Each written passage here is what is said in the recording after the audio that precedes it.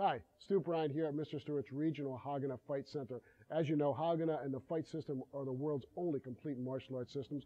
But what we're doing today has nothing to do with Haganah and fight. What this has to do with is helping you work on some very effective techniques to avoid being raped. Now, what we're not going to cover today is counseling. We're not going to cover any kind of stand-up defense situation.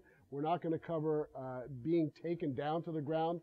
We're not going to cover weapons in any form. We're going to save that for other installments. So what we are going to cover today are some very basic positions and scenarios that we have found in our research and development laboratory to be very effective for most women under these circumstances. So stay tuned.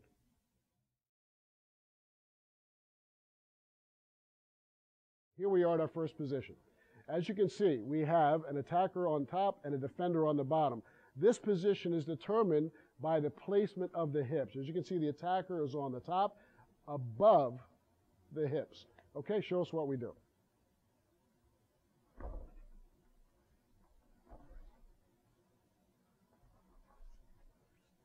Very good. Once you have protected your head successfully, the next step is, you can't stay there forever, obviously. You got to get your knees up into your chest as fast and as explosively as possible. Go ahead. Now, two things will happen. One, the attacker will roll off, in which case you just roll out, or the attacker will post one or both arms. If they post both, then you have an option to collapse one side or the other. Okay, just collapse an arm. See how she reaches over the top and collapses the arm.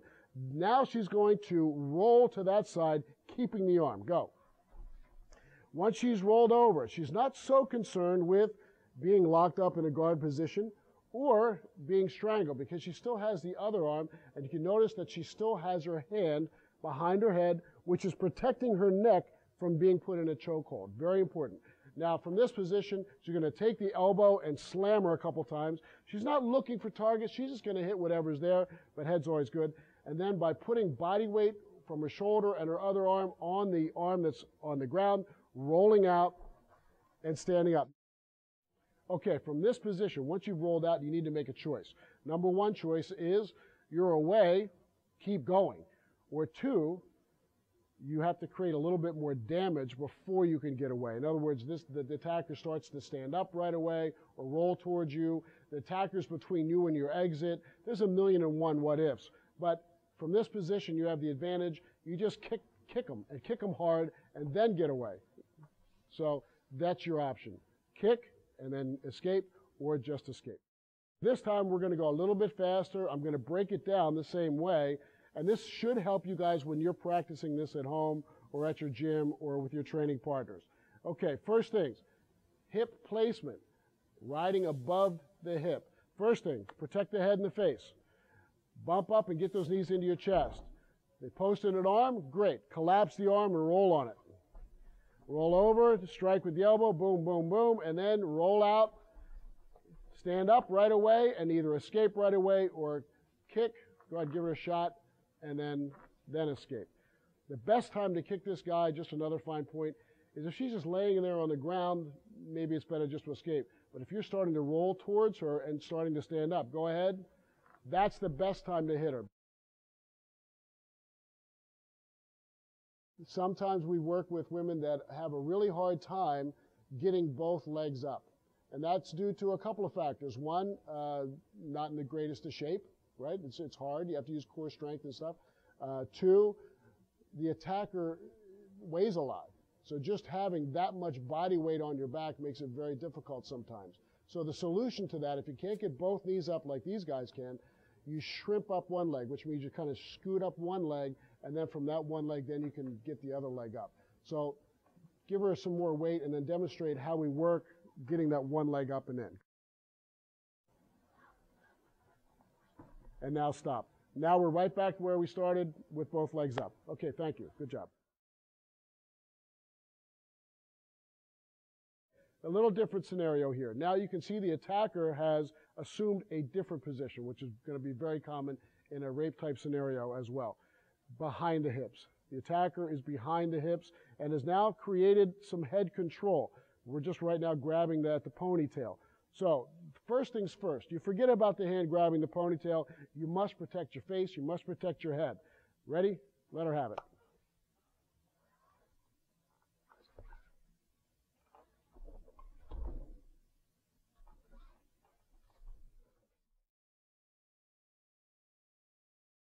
Okay, let's break this down. Number one, we've got a little bit more head control going on. You've got a different body position. It's behind the hips. So there's not as much weight on you, but it's a different position. First things first, protect the head, protect the face. Now, if you can't get both legs up, you work one at a time. You do what you got to do, and you get those knees up. Go. Now, the bad guy says, what happened? And transitions into a bear hug. In other words, he's let go into the head because he's just going to grab a hold because that's what he wants to do. And when you feel that, it's not a bad thing because you just sit down. You're just going to sit up and down right away. That eliminates the possibility of being penetrated at this point. And she's going to determine which way she wants to roll. When she does that, she's going to pin the arm on that side and roll the guy over. Again, hit the elbows, boom, boom, boom. Roll out on the arm, keep it from grabbing you. Stand up and let them have it.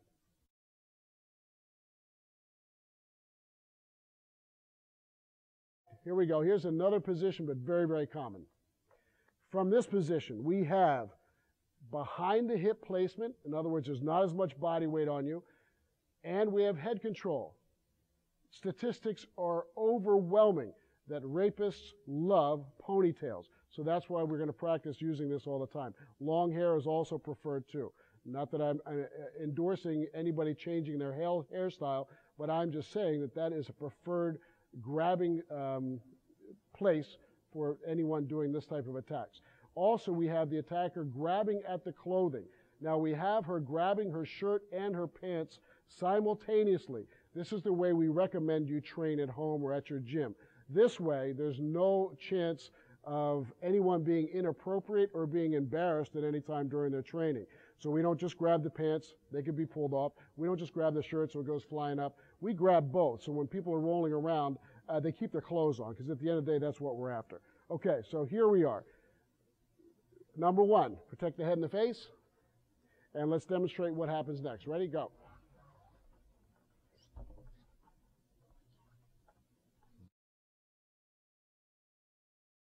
Okay, now we've got, we're going to break it down a little bit. Holly protects her head and her face. And again, she's got to get those knees up into her chest, either one leg at a time or both. Now from this position, she feels there's no body weight on her and there's no arms around her that are restricting her motion. So she can just stand right up. She may get her hair yanked, but guess what? She stands up and turns towards the guy. She's going to throw the back knee, delivering a really devastating shot, and now she has an opportunity to throw a second kick if the attacker continues to demonstrate intentions to grab a hold. Those kicks are going to be devastating. That knee to the face is just awesome. A little bit faster, breaking it down, protect the head and the face, get the knees up. Now, no weight, no grab, no bear hug, stand straight up. Turn, throw a knee, boom, land, and you have a second opportunity for another kick or just escape from that position.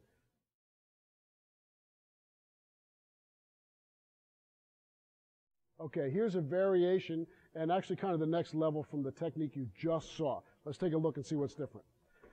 We still have head control. We still have hand grabbing at clothing, controlling that way, but the leg position is very different. Take a look. The attacker is between the legs of the offender.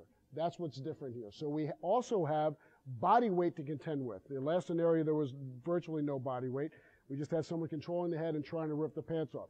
Here, we have someone laying on top, controlling with body weight, and hands on clothes, hands on head. Let's see how we get out of it. Anytime.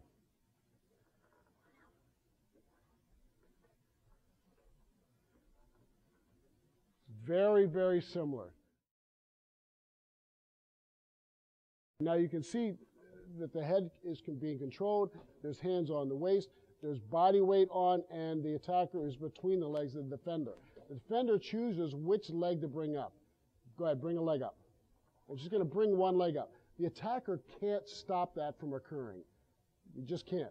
From that position, that gives us what? The other leg.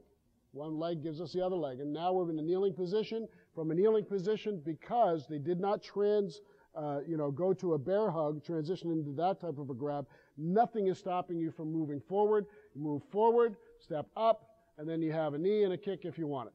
The kick is a bonus, a one for the road, if you will. Same position, protect the head, shrimp up one leg, get that knee in, that gives you the second leg, gives you the other side. Very good, up to kneeling, then you're up to standing, right away. Knee and a kick if you want it. Remember, that kick is optional. In every rape situation, there is a moment that is pre-penetration that defines this as a rape. Before that, it's a fight. It's an attempted rape. But until the moment of penetration, it's just an attempt. Now, once there is a window of opportunity created for that penetration, that is not a bad thing in this type of a scenario, because that is a window for escape. Horrible as it is, that is a window for escape. So you have to look at it as a positive. In other words, let's break this down.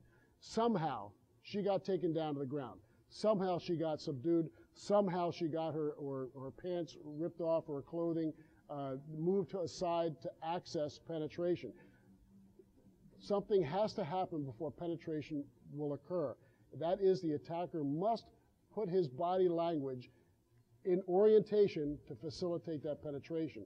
That window will be created. Demonstrate a window? Good. That window is your opportunity for escape. As soon as you sense that window, that's the time to shrimp that leg up. Go. Now that will give the other leg, and we're right back where we were with the last scenario. Tear her up. Go. Very good. Excellent. Just have a seat. That's the same scenario. But what this gives us is gives you the opportunity to realize, okay, I can't defend against this guy. He's too big. He's too heavy. Maybe he hits you in the face. Maybe he hits you in the head. It hurt too much. You wait for that window. And as soon as you feel that window, you use it and you escape accordingly. Let's watch the girls do it again.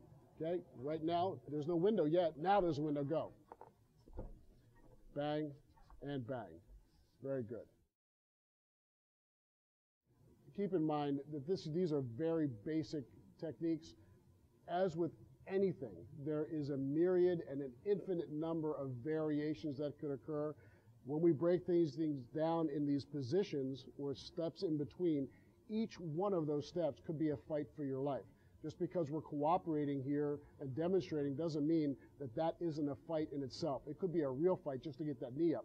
But once you get that knee up, you're better off than you were a minute ago, or 30 seconds ago, or 10 seconds ago, or an instant ago. Every one of these steps could be a fight for your life or a fight for your personal property and your body. Just to remind you, we didn't cover something that's very important to this type of training, weapons. We didn't cover what could be happening if someone has a knife to your throat or a gun to your head, for a reason, because those scenarios are very, very different. We didn't forget about it. We're not ignoring it. We're just not covering it right now. We will cover that in a later segment.